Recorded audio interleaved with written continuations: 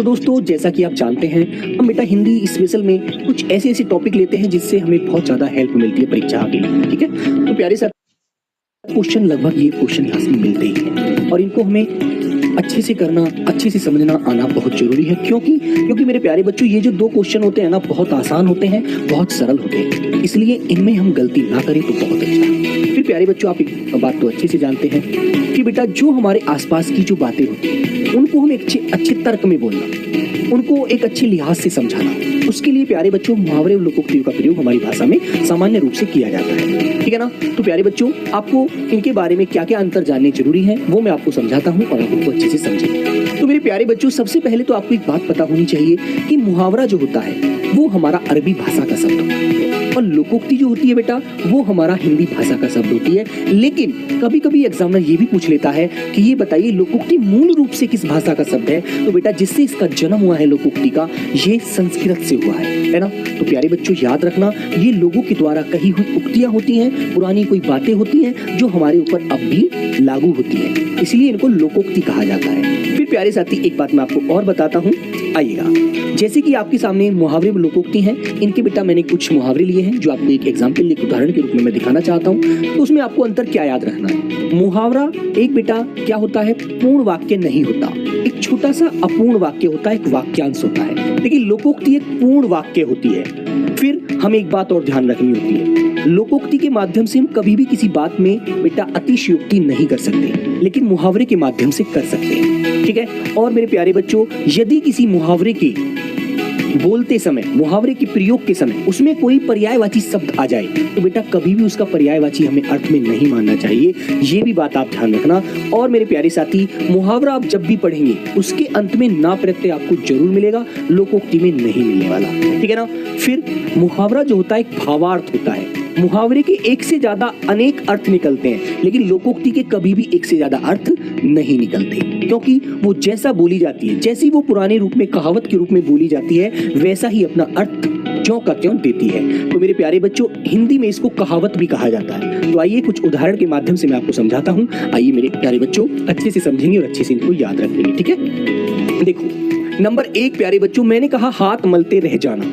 तो हाथ मलते कब रह जाते हैं, जब हम किसी चीज के लिए मेहनत नहीं करते तो हम बाद में क्या होता है, बाद में पछताना पड़ता है। भाई कोई चीज है वो हमें मिल सकती है थोड़ी सी मेहनत करके और वो हमें ना मिली, तो बच्चों हम वहां पर हाथ मलते रह जाते हैं, तो जिसका अर्थ होता है बेटा पछताना, ठीक है। पेपर के लिए यदि हम मान लीजिए लगभग सितंबर से अब तक मेहनत करेंगे फरवरी तक, तो मेरे दोस्त या कर रहे होते फरवरी तक और करते रहेंगे, तो प्यारे बच्चे हमें पता है हम पेपर को बहुत अच्छे से कर सकते हैं, एक एक क्वेश्चन का आंसर बहुत जबरदस्त तरह से दे सकते हैं, ठीक है।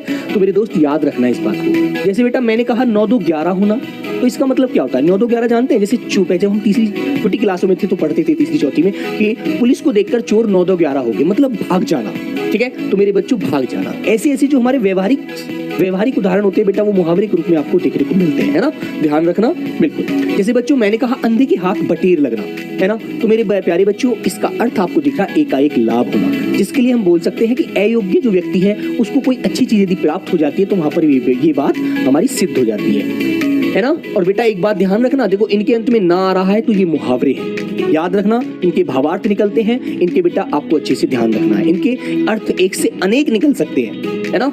ऐसे ही आया बेटा गागर में सागर भरना, जो वेरी वेरी इंपॉर्टेंट मुहावरा होता है मेरे बच्चों, अपने आप में वेरी वेरी इंपॉर्टेंट, कहते हैं थोड़े में भरना, ठीक है। ऐसे ही प्यारे बच्चों अगला एग्जाम्पल है कान भरना, जब आपसे कोई किसी की चुगली करता है तो उसे कहते हैं कान भरना। अब तुम कहने लगो सर भरने का मतलब तो इसमें कुछ कोई चीज जमा कर देना, नहीं बेटा इसके अनेक अर्थ निकलते हैं, इसके अलग अर्थ निकलते हैं, इसका भाव हम निकालते हैं। तो मेरे बच्चों चुगली करना, ठीक है। आगे आता है मेरे प्यारे बच्चों सिर उठाना। सिर उठाना समझते हैं, आप किसी की बात का विरोध करते हैं, उसकी बात से सहमत नहीं होते तो वहां पर ये बात सिद्ध होती है सिर उठाना, ठीक है। और एक बात ध्यान रखना, देखो बच्चों उठाना में ना प्रत्यय है तो मेरे बच्चों इसके अंत में भी आपको ना प्रत्यय मिलता है, ध्यान रखना अच्छे से।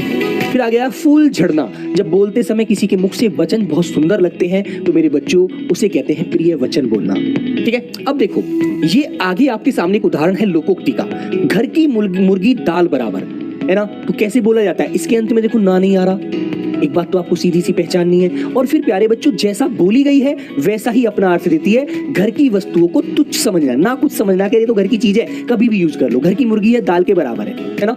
बच्चों ध्यान रखना, इसमें कभी भी अर्थ नहीं बदलता, मुहावरे में बदलता है। कान काटना, चालाकी में आगे होना, है ना। होशियारीता का परिचय देना आपको अच्छे से पता है। आगे आया बेटा, पैरों में मेहंदी लगाना। तो इसका मतलब क्या होता है? कहते हैं यार बड़ा धीरे धीरे चलता है, पैरों में मेहंदी लगाई हुई है। आलस्य और लाचारी वश घर में पड़े रहना, कोई काम धंधा ना करना। आगे आता है मेरे साथी, कुछ उदाहरण मैंने आपके लिए इसीलिए लिए हैं ताकि आप समझ पाएं। उल्टी गंगा बहाना, तो मेरे बच्चों नियम के विरुद्ध कार्य करना। जाना तो था पूर्व की तरफ लेकिन हम चले पश्चिम की तरफ, तो मेरे बच्चों ये उल्टी गंगा बहाना, नियम के विरुद्ध काम करना। आगे आता है नाक रगड़ना। नाक रगड़ना क्या होता है? दीनता पूर्वक प्रार्थना करना, अपनी याचना करना, है ना।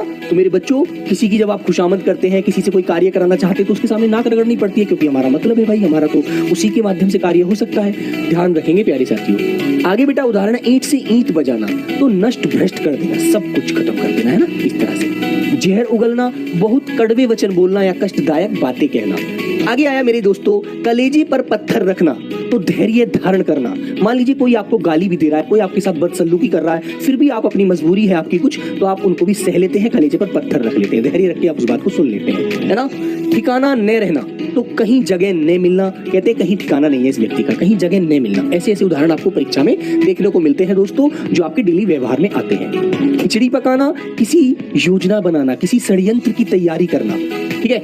आगे आया है बेटा देखो लोकोक्ति से, लोकोक्ति का उदाहरण है बांझ क्या जाने प्रसव की पीड़ा। भाई जो माँ ही नहीं बनी, है ना, जो माँ बनने के योग्य ही नहीं है, तो वो क्या जाने प्रसव की पीड़ा क्या होती है, कैसे बच्चे को जन्म दिया जाता है। तो बेटा पीड़ा सहकर ही समझा जा सकता है, पीड़ा को सहकर जब अपने ऊपर बीतती है तभी उसे समझा जा सकता है, अन्यथा उसका अर्थ हम नहीं समझ सकते। आगे आया बेटा देखो लोकोक्ति का ही उदाहरण है, बिच्छू का मंत्र न जाने सांप के बिल में हाथ डाले। अरे भाई तुम बिच्छू का मंत्र जानते नहीं हो कैसे पकड़ना है, और सांप के बिल में हाथ डाल रहे हो, क्यों मूर्खतापूर्ण कार्य कर रहे हो, क्यों फिजूल में अपना समय खराब कर रहे हो, है ना। इस तरह से कोई कार्य यदि आप मूर्खतापूर्ण कर रहे हैं तो वो कार्य आपके लिए ध्यान रखना है, तो ये लोकोक्ति का अर्थ हो जाएगा।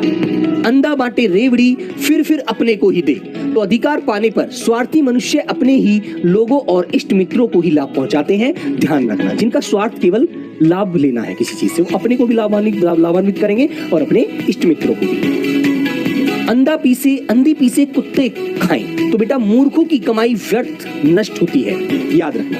अब फिर मेरे प्यारे बच्चों, अंधे के आगे रोवे अपने दीदा खोवे, है ना। तो मेरे बच्चों मूर्खों को सदुपदेश देना या उनके लिए शुभ कार्य करना व्यर्थ है, बेकार है, कोई फायदा नहीं, ठीक है। तो मेरे प्यारे साथी, इससे आप लोग अपना मुहावरे लोकोक्ति को अच्छे से समझ सकते हैं, अच्छे से उनका आंसर दे सकते हैं। सभी मेरे प्यारे बच्चों को नमस्ते, जय हिंद।